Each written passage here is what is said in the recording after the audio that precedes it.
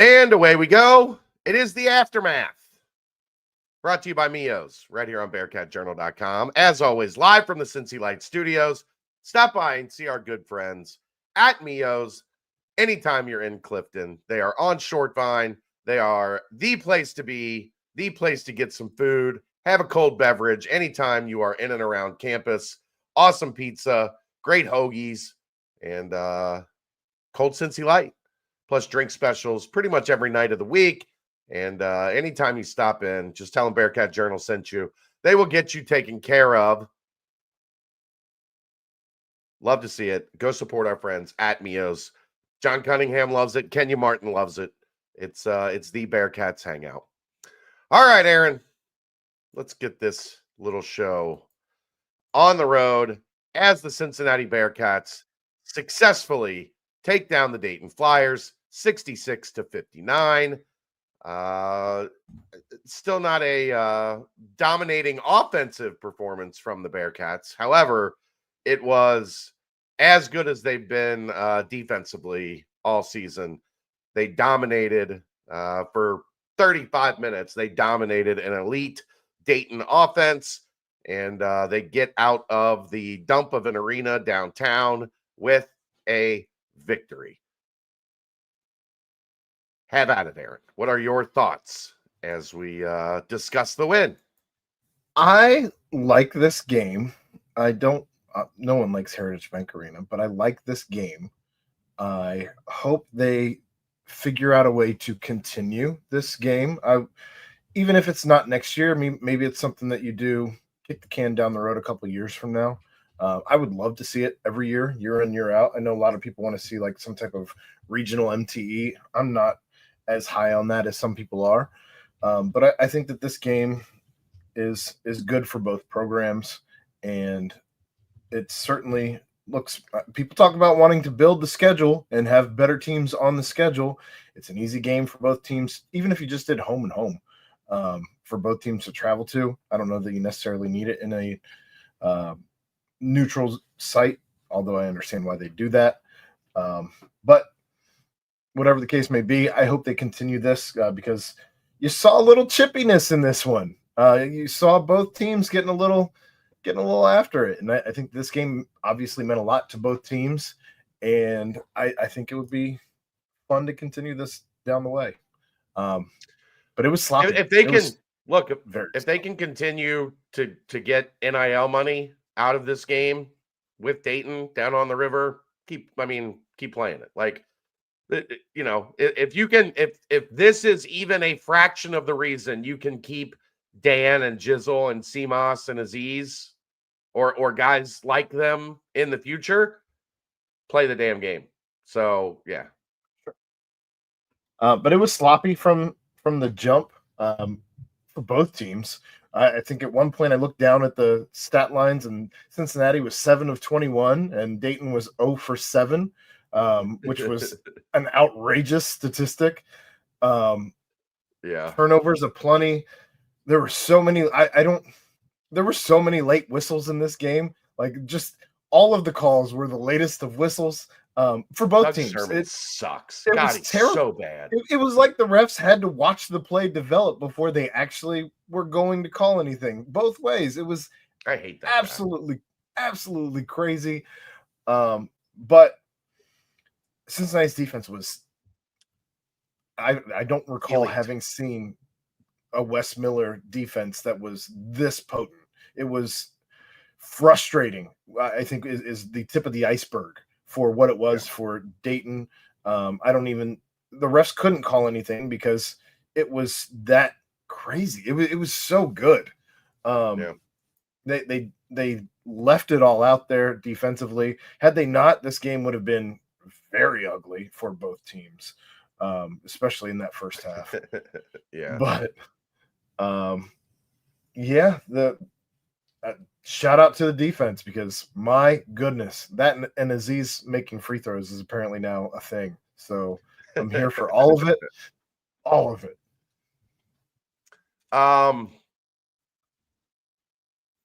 I've seen a lot of that from Bearcat 101. I've seen a lot of basketball. Where does this officiating crew rank of the worst crews you've seen all time? Bearcat 101. Anytime I see Doug Sermons, I know it's not going to be good. As soon as I heard his name, I knew you were immediately annoyed. He's just not I don't know. I don't understand it. He calls a lot of games. He calls a lot of big games, and he's never good. But the beauty of Doug Sermons, here's the beauty of Doug Sermons, Aaron. He is bad for both teams usually. Like I don't think he's biased. I just think he's bad at his job. And that is what it is. You have to deal with it. When you see him, you know it's probably not going to be great. So you had to be ready for it. And I thought Cincinnati did a pretty good job being ready for it. My Big Red Soda was one of the best drinks I've ever had at a sporting event. Heritage Bank Center for the win. I love it, Noah. That's funny. Dave, listening to us on his long late night drive back home to Columbus. Appreciate that, man. Every game. I had another one of our favorite conversations before the game. We were at the Holy Grail. I was outside ripping a heater. A regular stopped by and said hello and had his lovely significant other with him. And of course, she recognized my voice from being annoyed every time that she's trying to sleep and her husband is in bed listening to us. I get that all the time. All the time. So many wives and girlfriends are like, I hate your voice. I'm trying to sleep, Chad. Sorry. Are you? I mean, I am. Like, I don't, we've probably broken up relationships, Aaron, from husbands and boyfriends. Don't put that evil on me, Ricky. Back-to-back games, a very good defense against good offense. Yeah. Lambig says, my wife gets annoyed with Dave's voice more than yours. Tell her I said hello. Get some AirPods. The defense is look, this is defense, rebounding. These are the things we expected from the beginning of the season. We are starting to see how important Dan Skillings is, because they were good defensively and decent on the glass while Dan was out. Now that Dan is back, you're starting to really see what we talked about in the offseason as the potential of this team, because I think they're going to be good offensively. They haven't been in these bigger games yet. I haven't seen anything that makes me super concerned that they're not going to figure it out offensively. But defense and rebounding, because of their length, because of their athleticism, because of their versatility, is going to be what this team relies on more often than not. Listen, that is an outstanding Dayton offense.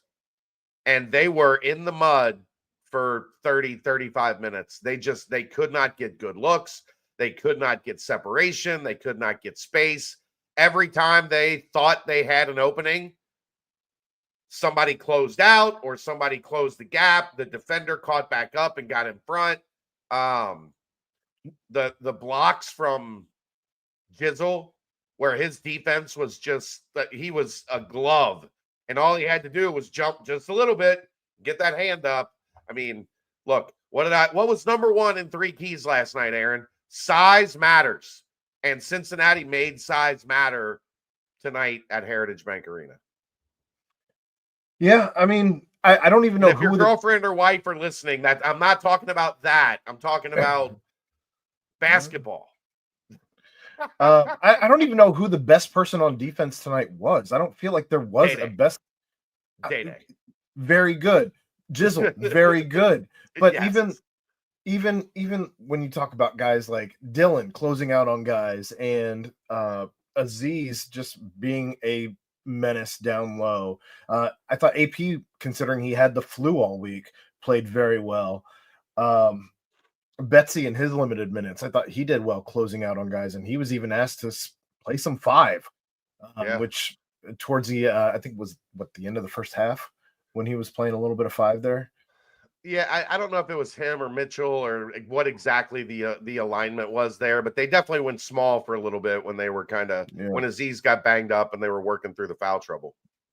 I thought even CMOS played decent defense, and that's a far stretch from where we were last year at this point in time. So I don't know. I was extremely pleased with the defense. I know this was I'm watching the game and I'm like, this is a Mick Cronin rock fight I'm watching. This is a crazy Mick Cronin rock fight. There were rock fight elements. There were definitely rock fight elements, especially the first half. The second half opened up a little bit more. I think Dayton won the second half 41-40. Second half, Mick Cronin's head would have exploded, giving up a lead like that. They didn't give up a lead, Aaron. All right. Well, you had the lead diminished in the way that it was. Yeah. Sorry. Well, it got down to 4. The thing is, Dayton never led. The game was tied once. Cincinnati led for over 38 of the 40 minutes in that game. So I get that there's some frustration, some inherent frustration with Dayton putting on a little bit of a comeback. Some of that was absolutely Cincinnati's fault. Absolutely Cincinnati's because fault. Of the shitty lobs. Because of the shitty lobs. Let's discuss. We'll get to it now. We'll just go ahead and discuss. I didn't have a major problem with it tonight. Why were the lobs shitty last year? Like, if we're going to compare them, let's compare them. The lobs were shitty last year because most of the time they were well defended. Sure. Today it was bad passes. Like Aziz was open for dunks. By definition, that's a shitty lob. But you're missing my point. You have to throw, like Aziz is there and open. You have to throw them. A bunch of times last year, they were shitty lobs because they never in a million years should have been thrown. Like, fair. And I think Wes made a good comparison tonight. He said, look, what happened tonight is a lot like Jizzle going 0 for 11. Like, that is a huge part of our offense. Yeah, timing was just off for all of of it. Yeah. But I was annoyed because they were missing easy opportunities. Like, if they connect on a couple of those, that the passes are good, they beat Dayton by 17. Like, and the crowd goes bananas and yeah. But my point being, they were the right play in the moment. Like, Aziz is there, he's open, you throw the lob. If you throw a good lob, he catches it, dunks it, whatever. But they got a little, like, they were throwing him as if he was like Yao Ming. Like, if Aziz can't get to it, or if it's up on Aziz's fingertips, you threw the damn thing too high. Yeah, I mean, it's not, well, and even Yao Ming, I don't even know that that's a fair comparison because that dude had no hops. Jump. Yeah, right. He had no hops. So I don't know. I mean, Aziz can jump out of the gym with anyone. And I just thought that you miss him a couple times. Well, but to continue doing it again. He was continuously open. Well, then just bounce past him the ball. Wolfie, I do not agree. Most of the lobs were not good tonight. Steve Ross, sorry. Steve. Most of the lobs were not good tonight. They were bad passes. They were off target. They did not, like, that's one of the reasons they've been so good at it this year is they have put them in very close. Aziz is not having to strain to catch and dunk really much of anything this year. I'm curious how much that shoulder bothered him when he was doing some of the lobs. Potentially. He did have the tape when he came back onto the court after leaving the game. He came back with the tape on there. So even the one where he caught it, he got the ball down low and he should have just turned and flushed it with two hands. He just laid that up, and that was. I think he lost control. I didn't know if he lost control of it. I wasn't in normal quality seating. We were up, So I didn't know if he lost a little bit of control of that while he was going up or what. We weren't in the good seating we normally have. They put us up high. Yeah. Well, I just didn't have a great view of whether he had good control of the ball. You couldn't see it on that awesome TV screen they have above the court. Looked like the TV. It looks like the TV that was in my grandma's living room my whole life. It's not even a TV screen. It's just 80 bulbs lined up where there's colors, different colors on each bulb. Oh boy. But yeah, I get the frustration with the lobs, because if they were completed, it would have been a much different feel. It would have been a coronation down the stretch of the second half, instead of, are they really going to blow an 18-point lead in like 7 minutes? But damn near did. And some of it was, Dan's got to learn, like, you can't, I don't care how open you are, you do not take a wing three with, 4 minutes left in a 15-point game. Like, it's just not necessary. And somebody mentioned it on the board, and it's the fine line that you have to walk. One of the reasons that guys love playing for Wes is that Wes lets guys play. He is not Mick, where if you make one minuscule mistake, your ass is out and you're on the bench and you're getting yelled at for 15 minutes. So that's part of the reason that guys love playing for him. But guys also have to have an understanding, Aaron, that there's 5 minutes left in the game. Let's just get out of here with the win.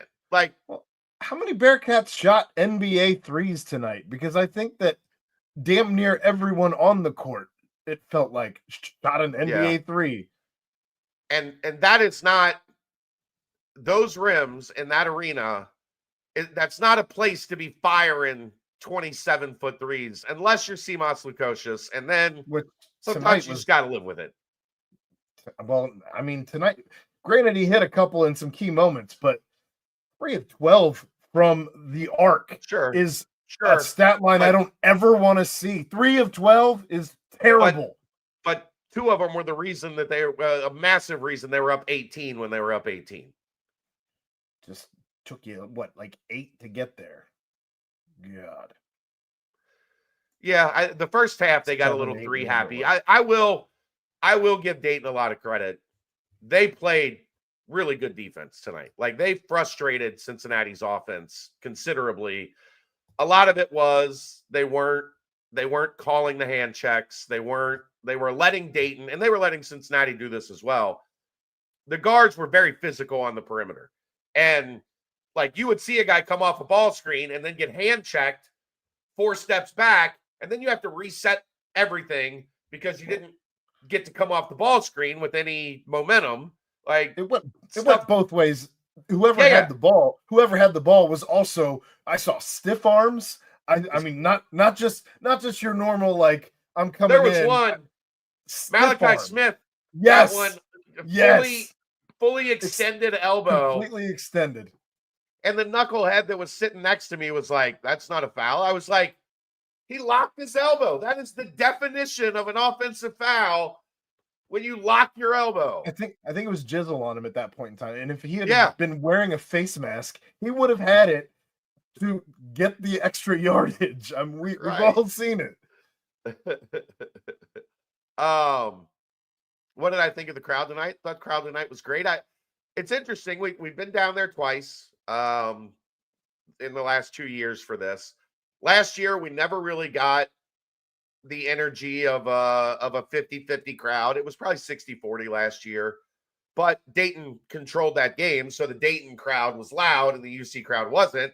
And it was kind of the opposite this year, where the UC crowd was loud. The Dayton crowd really never got to get going. And then they did a little bit at the end, but that's one of the fun things about a split arena like that, is you have runs back and forth and both sides get up, and we haven't got to experience that really in the two seasons we've done this. So was it just the camera angle from where we were watching at home, or was it the whole lower bowl looked like it was Dayton. So It I don't was know if camera angle. okay, because I don't know if they had like Dayton on one side behind the benches. So it was split at and half court, essentially.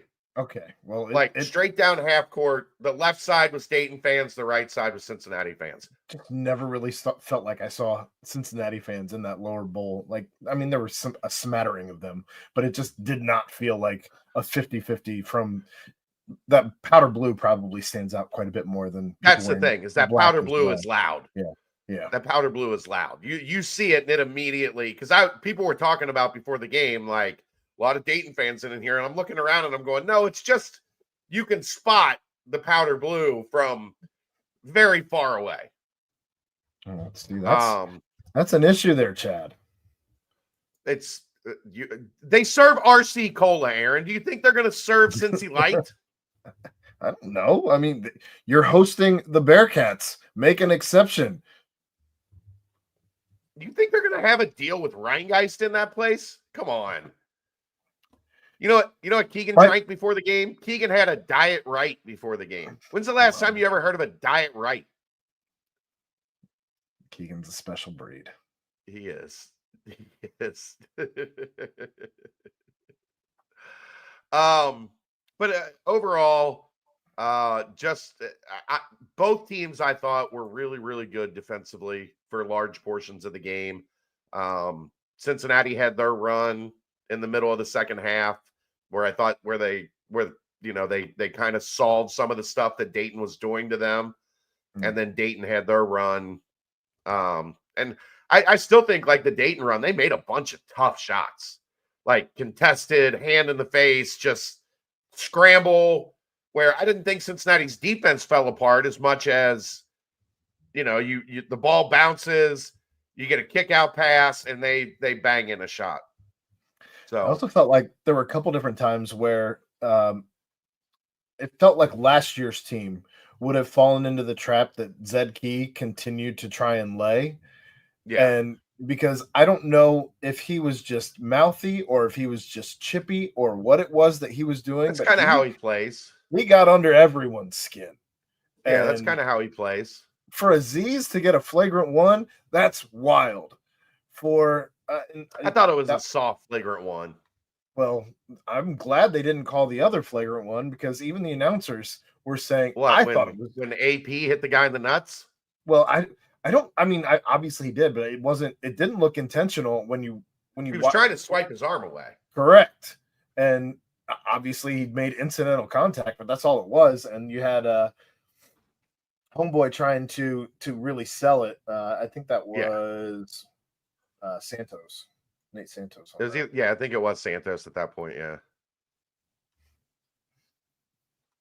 But some weird stuff.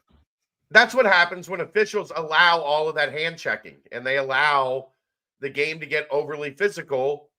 Guys are going to start responding to that. Like, that's why I don't like you got to set the tone early that, like, you can be physical, but you can't be overly, like, over the top physical. Well, once he reacted, I thought at that point they would blow the whistle because late whistles were the name of the game all night long. Yeah. Heritage Bank is an awful venue. Do you think this series moves to a home and home moving forward? I don't think it moves to a home and home. Am I ruling that out? No, I don't think it does. I think both places like having this element of NIL that they're not allowed to talk about. I think they like having a game. Do you think I think it'll probably take a break? Continue. Okay. We'll see. I mean, as they're building the schedule next year, there's some things that I know that I can't really say yet. I think there's going to be a little bit, maybe 2 games more flexibility in the non-conference schedule last year than this year. I don't know how about if I say it that way, you can piece together what you want to out of that. So, I wouldn't rule it out. But I could see maybe taking a year or 2 off and then revisiting down the road. Kevin, how's the NIL component structured? They don't really tell anybody that. Essentially what you do is you have a third party do the event, and then there's ways for that third party to contribute proceeds to NIL collectives, I guess is the best way to put it. But it's not something the university directly involved in. It's not the university's not directly. They're not allowed to be. They're not allowed to be. Right. So could they move it to Cintas? Gray, how many Cincy Lights did you have to think that is an idea that would work? You better be in double digits. Feels like money laundering. It's not money laundering. Hi, Callie. Callie thinks it's money laundering. It's a gray area. How does Dayton NIL compare to ours? I think Dayton is I don't think they're like a high major spot, but you got to remember that's all they have up there is Dayton basketball. So it is well supported in the community. So I think they've got, for an A10 school, I think their NIL is solid, but it's not high major by any stretch.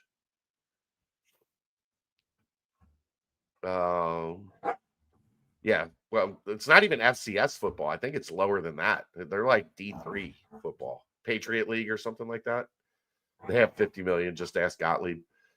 Ooh, Gottlieb's not having a great time this week. He should probably stay out the big opponents for the non-conference next season. It's way too early for that. 101. I think you can see. I think they'll replace Georgia Tech with another home and home, and then we'll see what they decide to do with the MTE, and then maybe another. NKU. Well, yeah, NKU's that contract is done. It's finally over. Pioneer League, don't participate in playoff, right? FCS non-scholarship. NKU series How can you be FCS? Do you know what FCS stands for? Football Championship Subdivision. If you don't play in the playoff, then you're not competing for the championship, so you can't be FCS. That's my stance on that. You want to get to individual stuff? You got any more team stuff you want to talk about? Rebounding, outstanding, 17 offensive rebounds. Very, very good night for the Cats on that. And I think didn't they have 5 or 6 offensive rebounds in the first segment? Like, I thought it was more than that. I thought it was like 7. No, they had 7 rebounds, but 5 or 6 of them were offensive rebounds. It was 7-3 in the first segment. I remember 7-3 rebounding advantage in the first segment. It was 5 or 6 offensive rebounds. Crazy. That's how you get to 21 shots to 7. Yeah, exactly. If they turn it over and you get a bunch of offensive rebounds, then miss the offensive rebound and then get another offensive rebound and then score, like there was a little stat padding. I cannot recall a game where I've seen 7 of 21 to 0 for 7. Individuals. Start off right at the top here. Dan Skillings, he goes 6 of 13 for the night, 0 for 4 from 3. Maybe stop shooting him. 5 for 5 from the line, 5 offensive rebounds, 1 defensive, 6 rebounds total, 1 assist, 2 fouls, a turnover, a block, 4 steals for Big Dan. I will say, Aaron, I'm a little less angry with Dan shooting threes at times because listen. He is your grandpa's favorite 3-point shooter because that man will follow his shot, go grab the rebound on his missed 3, and get a layup off of it. At least once a game, it feels like. I think he had 2 or 3, though, in the first half. I guess I can check that. He had 2. He shot 2 in the first half. They just didn't feel like good shots leaving his hand. They're leaving him open. Yeah. Probably for a reason. I don't know. He's got to work on it. It'll come. I'm not worried about that. But we wanted him to get to where he was shooting 35% or better. 0 for 4 is not going to get you there. No. That's my only gripe with his game tonight. Outside of that, he was outstanding. He is the high energy guy that we need him to be. He was Tasmanian Dan all night. he didn't have the first possession turnover. He almost did. He lost that dribble. It wasn't his fault, but he almost did. He almost did, but did not have the first possession turnover. That was a good sign. But he was all over the place. He's like a gnat. I can't even imagine what it would be like for somebody guarding him, because you cannot control him. That's why I call him Taz. He's too big to be a gnat. Like, gnat is usually for a little guy. That's why I call him Tasmanian Dan. I guess on defense though, he was like a gnat because I don't know. He was great both sides of the floor tonight. It was he looks like he knocked the rust off, and in a game like this, you certainly needed him. Yeah, he looked like Dan. You needed him to have that rust knocked off. Next up, Jizzle James, big rebound game from his 0 for 11. He has 14 points, 5 of 9 from the field. I thought he had great shot selection tonight. 4 of 6 from 3. That was really, really good. He was the best 3-point shooter on the team tonight, without question, in my eyes. 3 defensive rebounds, 3 assists, 2 fouls, a turnover, 3 blocks, 28 minutes. I asked him after the game if he told Aziz, like, I'm the rim protector now. I'm the captain now. He was great. And his defense was really good. He was in his bag. On the ball and off the ball. Mm-hmm. That's where he's really come a long way. His off the ball defense has improved significantly to where he just, guys can't get open. They beat screens all night long. They ice screens all night long. Dayton's bigs could barely make contact for most of the game. Yeah, and with DayDay playing 22 and Jizzle playing 28, they saw significant time on the floor together tonight.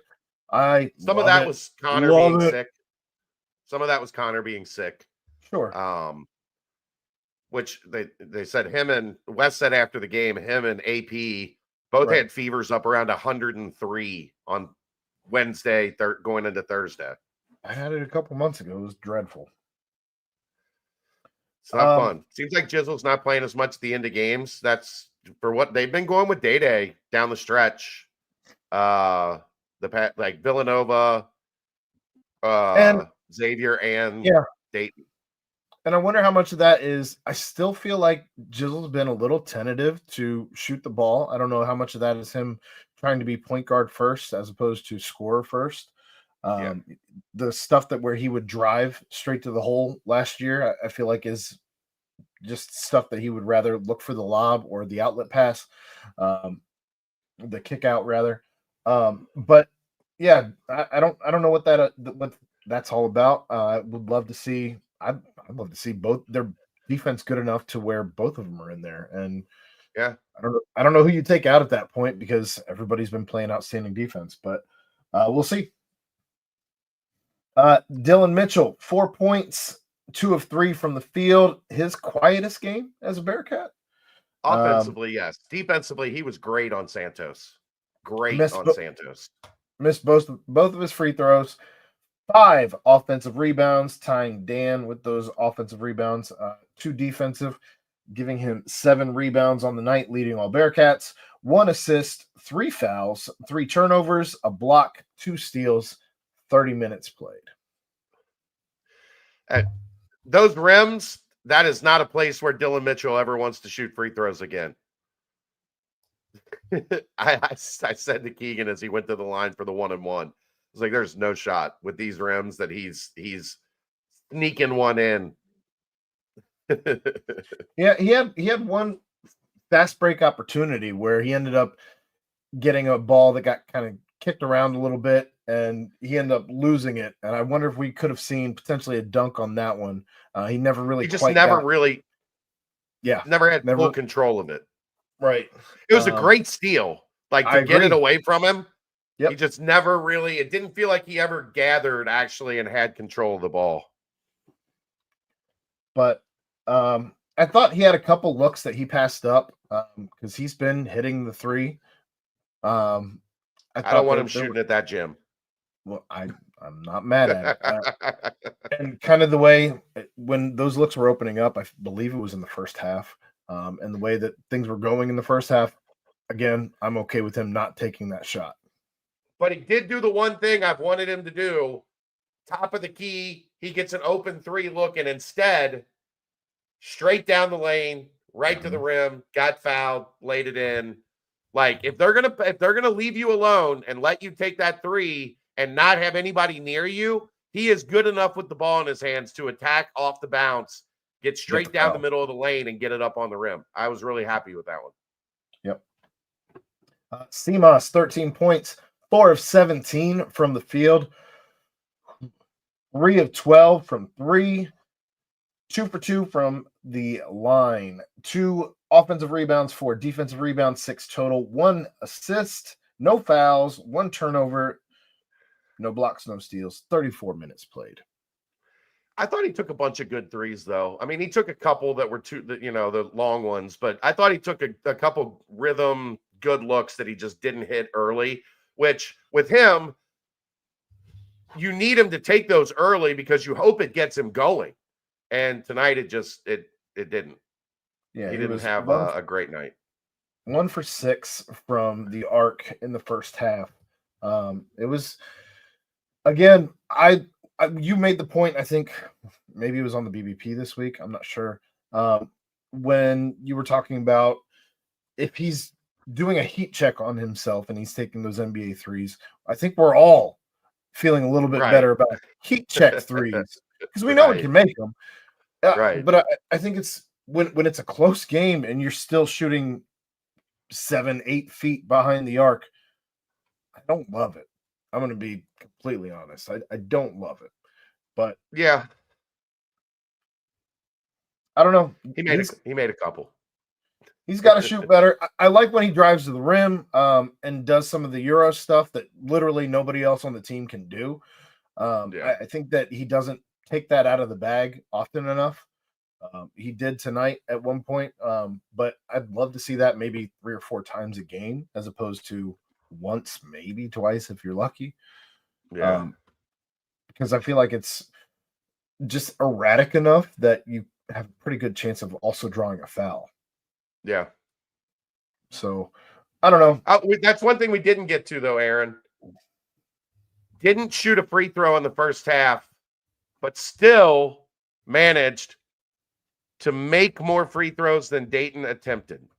16 of 21 from the line. Dayton was 14 of 15. They can shoot the shit out of it. That's why you can't foul them. It was one of the 3 keys that I had. Don't send them to the line. They did a good job not doing that.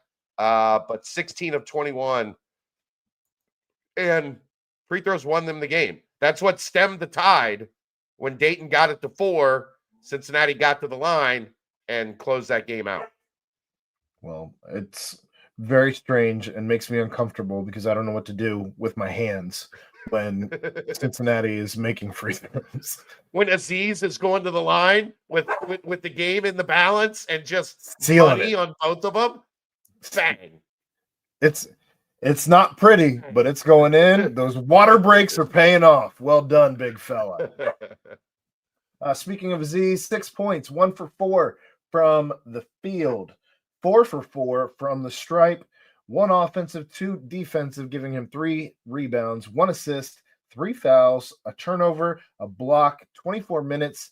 And that's largely because I think he would have played probably closer to 30 had he not had to leave the game with that shoulder injury when he just fell over. And that also could have been a factor on some of those lobs where he didn't have the extension. That's what I said earlier. Right. Yeah, but he didn't have the extension really to go get them like he has previously. That's what I said earlier. We were talking about the tape and all that. Yeah. Yeah. DayDay. We're talking Aziz, so we're just reiterating. We got a lot of people in here. Not everybody might have been here at the beginning. It's true. I'm not used to these 1 o'clock shows drawing triple digits. Is crazy. you guys are sickos. I love it. DayDay, 7 points, 1 for 4 from the field, 0 for 2 from the 3-point line, 5 of 6 from the stripe, 3 defensive rebounds, 1 assist, 1 foul, 1 turnover, 2 steals, 22 minutes. He might get my MVP for the game, even at 22 minutes. He was such a pest defensively. He was a little, it made you a little nervous with the ball a couple times in that, in-game scenario, but yeah. I think my dog wants water, so talk for a second. I'll be right back. Well, DayDay was one of two Bearcats who was negative in the plus minus with -4. Aziz was the other at -3. That said, I don't know. DayDay was, I thought he was electric tonight. I thought he was, we talk about Dan being a high energy guy. I thought when DayDay was on the floor, I thought that the offense really picked up tonight. I thought that defensively, you've already mentioned, he was a stalwart. But when you have him and Jizzle out there defensively right now, it's crazy difficult, especially against. This isn't going to be the only team, especially once we start in on the Big 12 play that we face that has essentially 2 point guards. So I'm totally good with them getting their beaks wet in this game with playing as much together as they did and getting to reap the reward of what they did offensively and defensively. Yeah, I mean, that's kind of the way that you really can frustrate a team and get them out of what they want to do offensively is to be able to apply the on-ball pressure and to be able to defeat screens the way that both of those guys are now doing, where ball screens are so prevalent in college basketball now. Like, that's how teams get space, right? They create space by setting ball screens and then running actions off of the ball screens. If you're trying to set a ball screen over and over and over, and your point guard can't get an inch of separation because the defender does not get screened, it blows up the offense. Even a top 10 offense, an offense that went toe-to-toe with Connecticut and North Carolina and UConn and Marquette. The difference being Cincinnati did not allow them to really get into any rhythm because of the ball pressure provided by DayDay and also Jizzle. But yeah, DayDay was incredible. I'm sure those Heritage Bank Arena rims didn't hurt either. Yeah. Connor Hickman, no points, over 2 from the field, both of them being threes. 2 rebounds, both defensive, an assist, a foul, a turnover, 12 minutes played, and 103-degree fever this week. Blue game. Jason, I agree with this. Zedke undercut Aziz on the play that he hurt his shoulder. You can see as Aziz is coming down the lane, he puts his ass out and like intentionally tries to get underneath him. I agree with that, Jason. That's a good point. That's Zedke was doing a lot of weird stuff out there, but so yeah, not much to write home about for Connor Hickman on this game. I thought when he was in, the key when he was in was he didn't let that ball pressure slip, right? Where, okay, DayDay's out or Jizzle's out. Now we're going to be able to get into our offense. I thought he did give a great effort playing defense in those short spurts that he was in.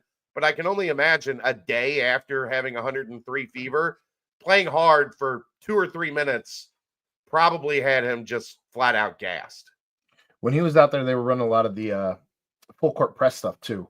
And he didn't, he only had 1 turnover, it said. It wasn't something that he was getting caught up in while they were running that full court press. So that could have easily, I think they looked good. With him being sick, that could have easily been something that could have been an Achilles heel for him, and he toughed through it. I think that was a strategy of theirs, is when they saw him come into the game, they turned up the pressure, and it didn't get the end result that they were looking for.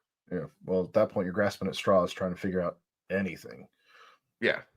I mean, they were down pretty big, most of them. I mean, it got to 10 quick, and it never really got back to 5 or 6, like danger zone, until they got it to 4 with, a minute left or whatever, minute and a half left. Tyler Betsy, 3 points, 1 for 3 from the field, all of them threes. And there are zeros across the rest of the entire row for his stat lines. 8 minutes played. He's okay. That he only played 8 minutes, so if you can bring him in for 8 minutes and he can stretch the floor a little bit and make a three, like I think you're good with that right now. Yeah, I thought his looks that he was taking were wide open, especially the one in the corner where there. I thought that's his shot. I know. I thought that was in. I wanted that one to fall for him, but look, if he's still going to be giving us 33% night in, night out, taking really good looks as opposed to just these NBA threes that we've fallen in love with, I'm here for all of it. I think he still looks like a freshman out there at times, but other times tonight I didn't think he looked like a freshman really at any point. He didn't look lost. He looked like he was falling in line with everybody. So Wes tightening the lineup and the rotation is working. 6 guys, 22 minutes. Page 14, Hickman 12, Betsy 8.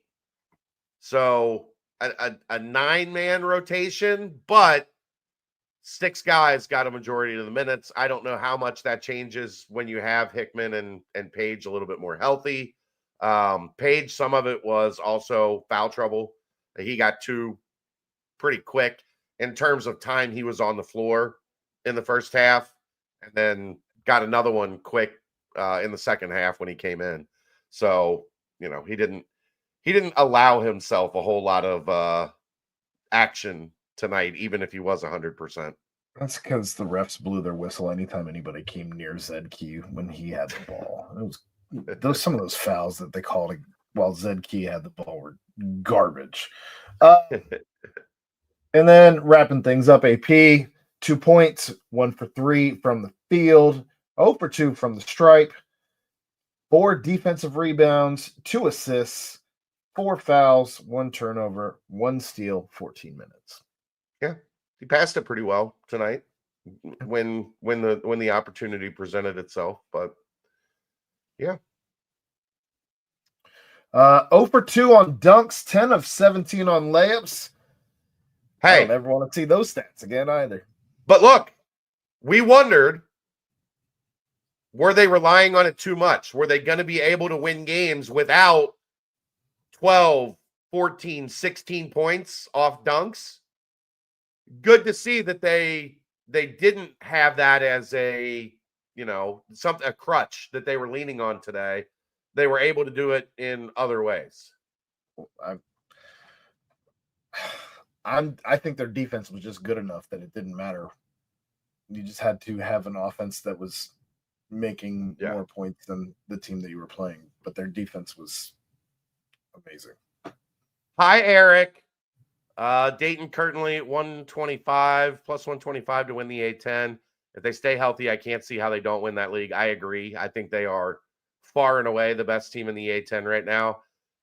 They have every trick in the book, and tonight we saw it at Maui too. They are savvy vets. Like, you knew they were going to make a run at some point. Cincinnati was not going to keep that offense completely in check over an entire 40 minutes. Look they were how going to make young, a run. Look how young he is in that YouTube picture. That's got to be from that's got to be from when he worked for me. Was that when you worked for me, Lily, that picture?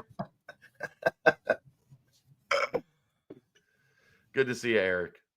Yeah, I mean, it was when you worked for me. That's what I thought. That's what baby Lily looked like. That's how I remembered you. Neither of us have aged well. I love it. I don't love 11 assists to 11 turnovers ratio. But again, like I said, I thought Dayton played solid defense tonight. Like, they did not let the ball move much. It was a rock fight. It was. But hey, Dayton, that's their lowest point total of the year. Held them under 60. I'll take that. I will take that every day of the week and twice on Sundays. And especially when you consider at halftime, we were looking at a 50-34 finish. It was 25-17 at half. Yeah, it was. It, that score was insane. It was so stupid. I thought it was going to be. I don't know if you remember this. Was it 2012? They held Dayton to like 35 points in a game down there at US Bank Arena, Heritage Bank Center, whatever.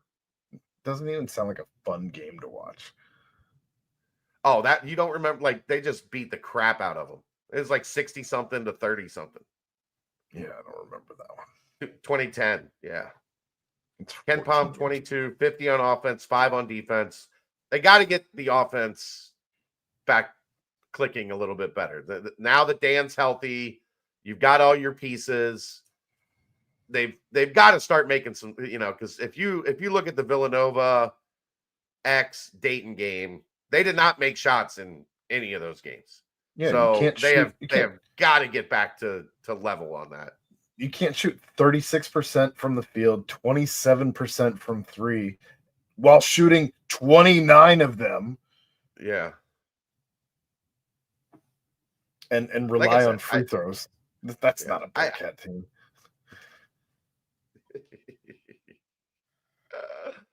Some of the bad offensive numbers the bad percentages are definitely a Bearcat team. They just didn't make free throws while they were missing layups and jumpers.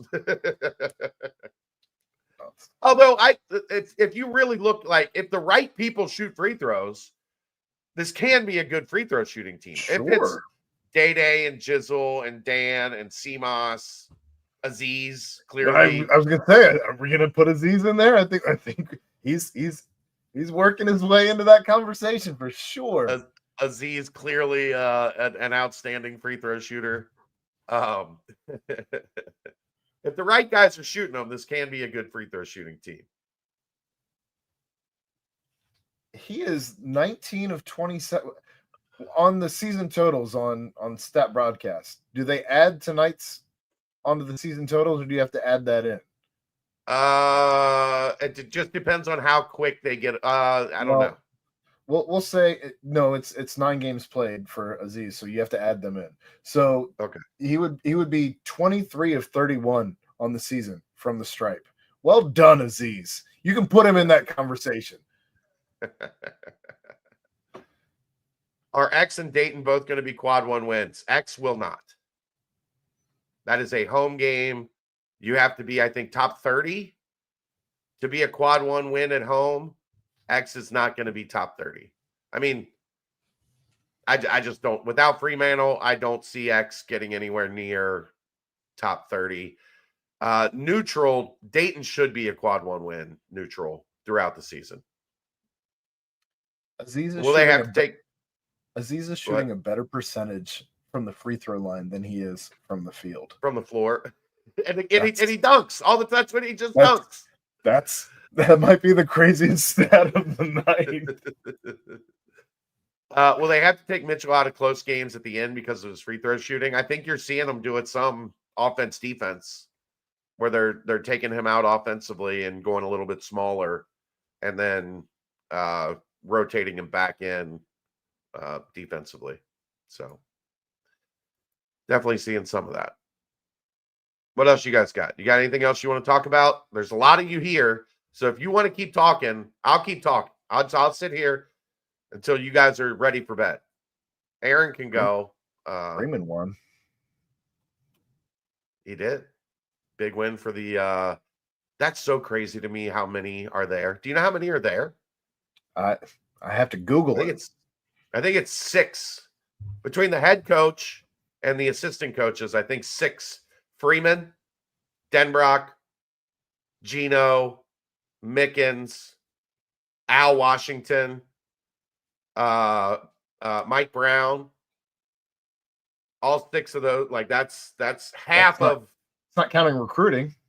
Right. That's not counting Chad Bowden, who is the director of recruiting. So 7 people, like they basically just took the formula that led to Cincinnati going to the college football playoff, moved it to Notre Dame, but cut out Fickle. And now they're playing Georgia in the quarterfinals. Is Will Pauling going to transfer there? Would it shock you? Nope.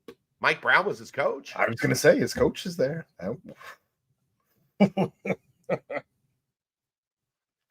Dave's ready for bed. I'm not ready. I'm awake. Like this is the bad part about these games being late for me. I am awful at winding down. Awful at winding down. I am not. So I'm going to let you go ahead. I got a toddler that I got to watch in the morning. Okay. I'll handle it. If people want to stick around and talk, I will stick around and talk. Nobody has dropped off since you made that announcement that you'll still stick around here. So yeah. Unless they've all fallen asleep at their monitors. I will good luck. Godspeed. Yeah, I'll put that up. That way you don't have to look at a giant like solo picture of my face. I don't think anybody wants to do that. A giant Chad head. Yeah, I don't think anybody wants to do that. So I'll put that up and we'll just hang out and talk. All right. See ya. See ya.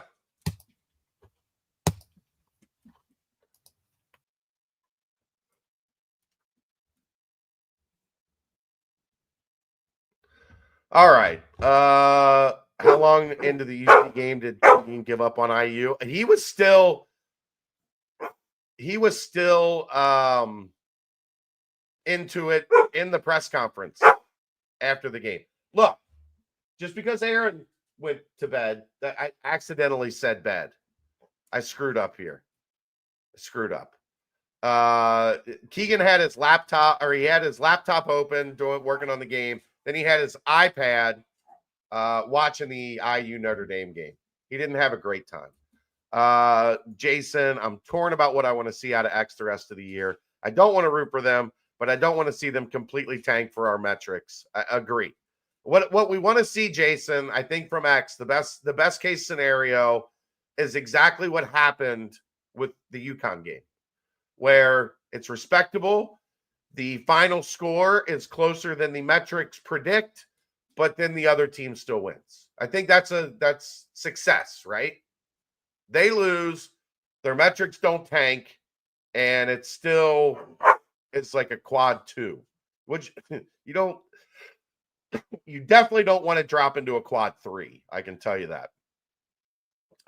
Who do I have winning?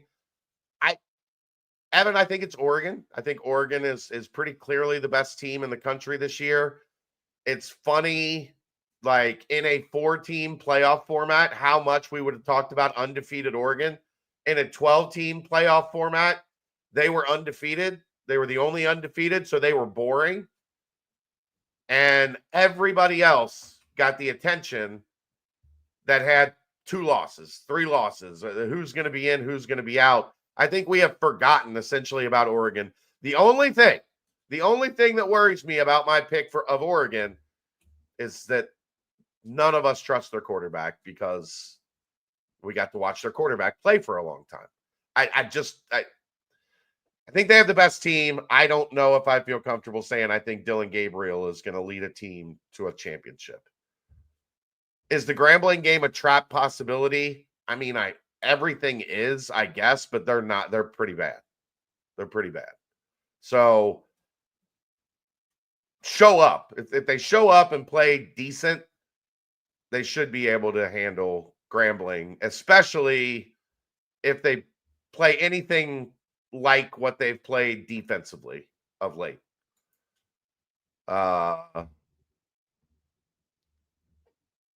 Do I think the black jerseys are part of the rotation now? I don't know. Like Wes said, the Friggy, who is the equipment manager, he asked Wes, which black jerseys do you want to wear? Wes said, you pick, but don't pick the wrong ones. Because if we lose, it's your fault. So he picked those. They're in the rotation. I think it's safe to say. I mean, I don't think they have any more blackouts at home. So if you see them, they'll be the road jerseys. I wouldn't mind seeing those as like the regular road jerseys. Bedias, How many times did you try to spell Grambling? Transfer portal updates. We talk about those on the board. Do I remember when we were really good and Illinois destroyed us in the tournament? So I remember 04.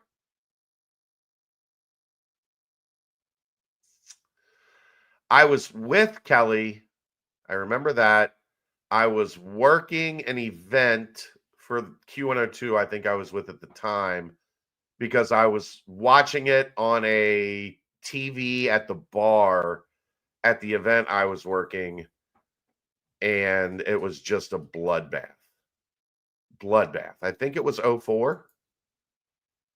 Aaron's gone. Won all the dirty deets. There's no dirty deets on Aaron. Aaron's boring. He just raises kids. Why doesn't Fremantle injury affect metrics? There's no way to factor in injury, I guess, in metrics. Metrics are just, this is what the final score is supposed to be, and if you win by more, if you lose by more, that's how it's affected. That's the easiest way I could put it. Is Frederick's basketball career over? I mean, he's still on the team, still practicing. I wouldn't be shocked if there's a point in time where they need him at some point this season. Right now, he's just not in the rotation. Yeah, Grambling's 2-9, and they're 303 on KenPom. They shouldn't have a problem. X can lean into small ball and still be decent. I don't think they'll fall below Q2. You know what's funny, Eric, that I was thinking? They built a mid-major roster, right? Like most of those guys that are transferring up from mid-majors, they actually have a chance now to kind of play mid-major basketball. 3-point shooters, go small, spread the floor, move it, and try to make as many open, try to create and make as many open threes as you can because you have good shooters. It's going to be interesting to see how that league adjusts to them as there's tape out and as people, that's always the unknown about an injury like that, is there's no tape on what you're going to look like after the injury. So that first game or two, you can kind of sneak up on people, which, I mean, they shot 58% from three. So kudos to them for executing and playing well.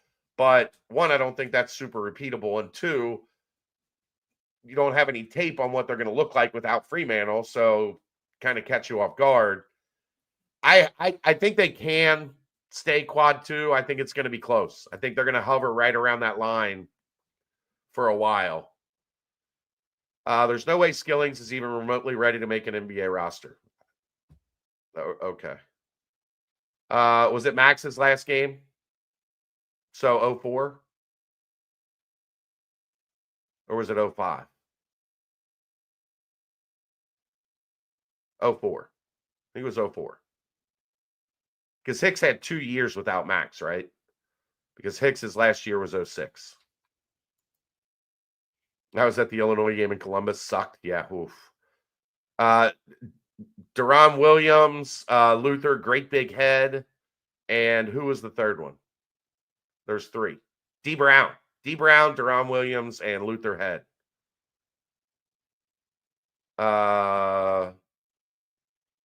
They'll be fine, unfortunately. Is Fremantle out for the season? I don't know that they've announced that one way or the other yet. I know that from what I had heard, the swelling was pretty bad, so they can't do the MRI until the swelling goes down, and you don't know exactly. You can't get in and figure out exactly how bad the injury is until you can do the MRI. You guys want to keep going? I don't care. People are starting to drop off a little bit. They're getting tired of hearing me talk.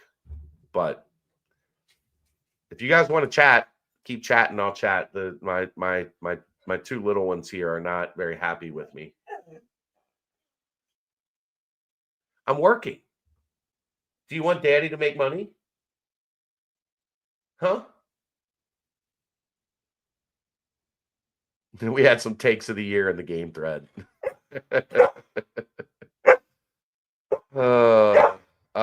Yeah, those game threads are always a trip. I try to stay out of them because I want to let people express their feelings in the moment and not have like repercussions or consequences for it, because it's, it's part of what makes Bearcat Journal great. I try not to over moderate. I try to let people be themselves as long as they're not being complete a-holes. And game threads, there's going to be emotion involved. People are drinking, maybe having some beverages, getting caught up in the excitement of the moment. I think I pretty much skipped over reading the game thread through the point that Dayton was coming back. What's the story with Halveen? I think he's got a chance to help going forward. I really do. I legitimately think he's got a chance to be a pretty good piece inside going forward. I think they wanted to make sure when Tyler went down, they wanted to make sure they had an extra body. And so they played him. I wonder if they would maybe take that back if they had an opportunity. But, it's tough when you only have two big men. And you want to have that insurance that, if foul trouble or something goes wrong and a guy's out for a game or two, that you've got another body that you can throw out there. So he's got some skill. He's got good size. He's tough. Really good kid from everything I've heard and kind of seen of him. But yeah. K-State, Baylor, Zona, Kansas. What do you think our record through that stretch to start Big 12 play? K-State is not very good.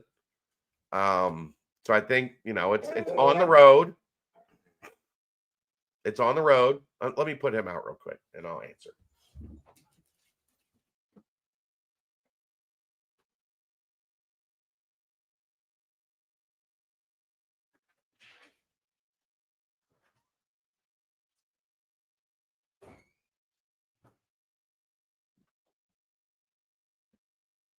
Anywho, K-State is on the road. They're not very good. But, a road conference game, it's going to be tough. Baylor, I'm not sure what. I've only seen them twice. I don't have a great feel for Baylor yet.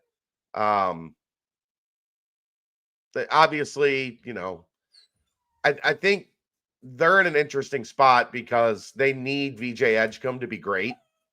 And it's tough for a freshman to be great in this league. I mean, obviously it worked last year, but that guy was elite. Like, that's an elite talent. I don't know that Edgecombe is quite that level. So I think that limits Baylor's ceiling, but they're going to be good. Arizona, I'm not sure. Like, they've got talent. They've got some guys that I think are going to play in the NBA, but it has not clicked for them yet. I think it's going to eventually. You want to, hopefully that's a good part of catching them early and catching them at home,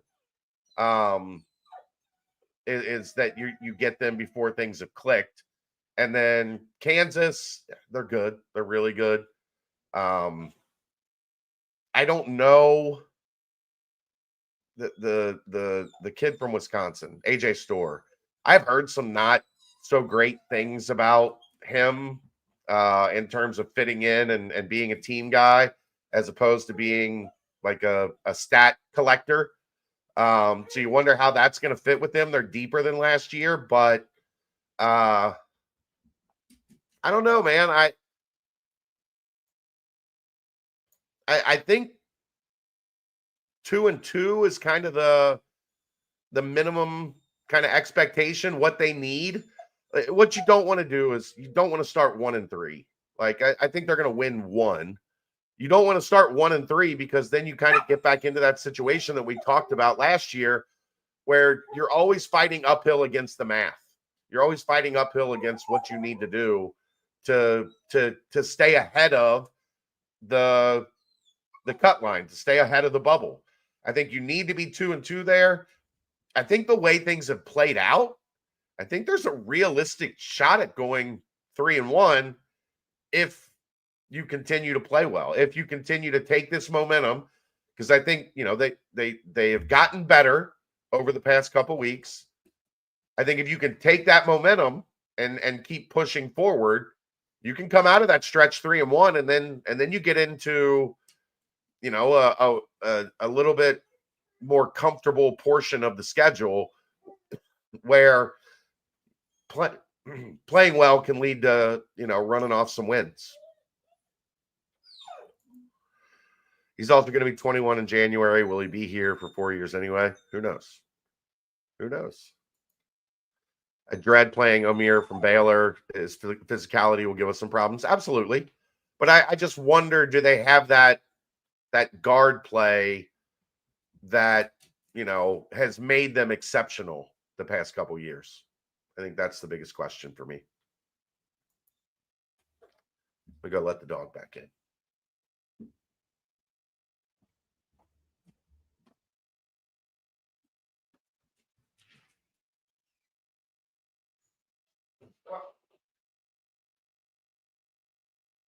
Let's go.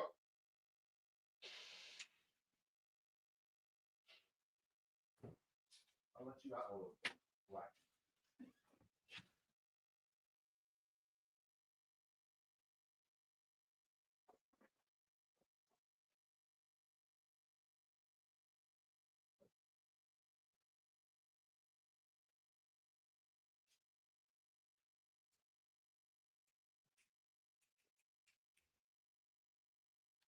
All right. Why are we such a poor free throw shooting team historically? I feel like it's going to bite us in the butt down the stretch when we have close games. The easy answer there, King, is that historically, Cincinnati basketball has been built on length, athleticism, toughness.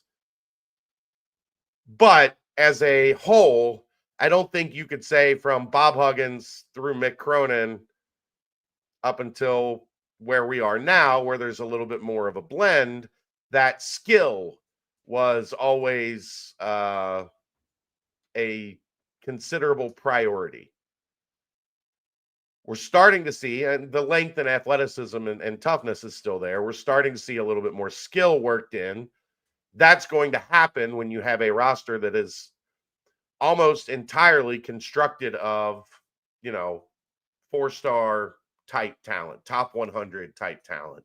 You're going to see a little bit more skill worked into the mix, where hopefully we've seen over the past couple weeks that the free throw shooting started out very poor. It's starting to tick up because guys are the guys that you want at the line are starting to take more of the free throw attempts as opposed to the guys you don't want at the line. And Dylan Mitchell started. It's a team that's not shooting a lot of free throws in comparison nationally. They're one of the worst free throw rate teams in the country.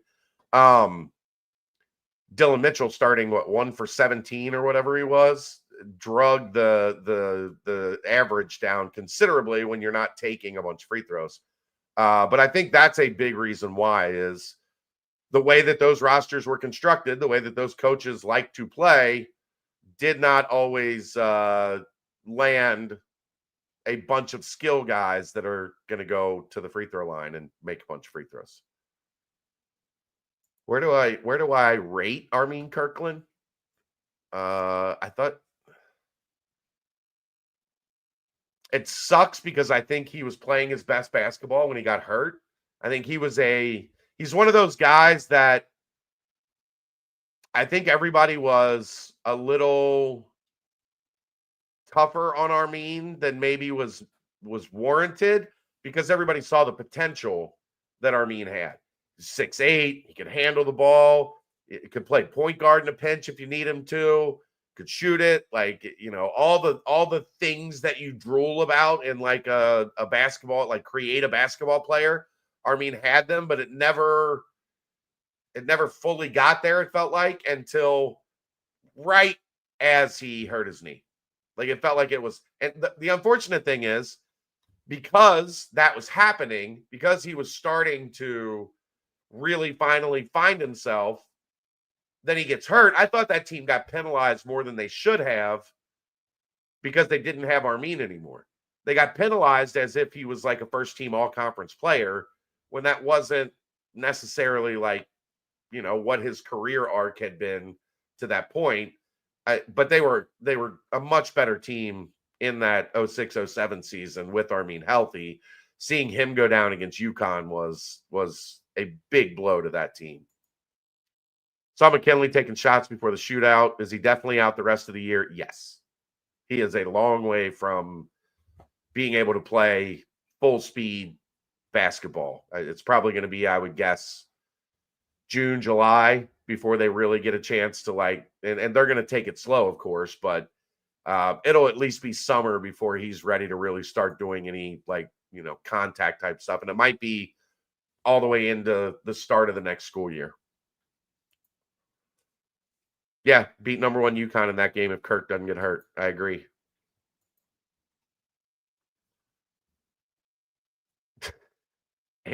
If Kirkland doesn't get hurt, do we end up with the taxi driver beater as our coach? Andy Kennedy. I don't think so.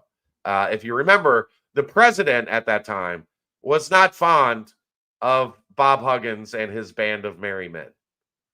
And I don't think we would have seen Andy Kennedy get the job under... they might have won a national championship, and I don't know if Andy Kennedy would have got the job the way that all that happened and went down.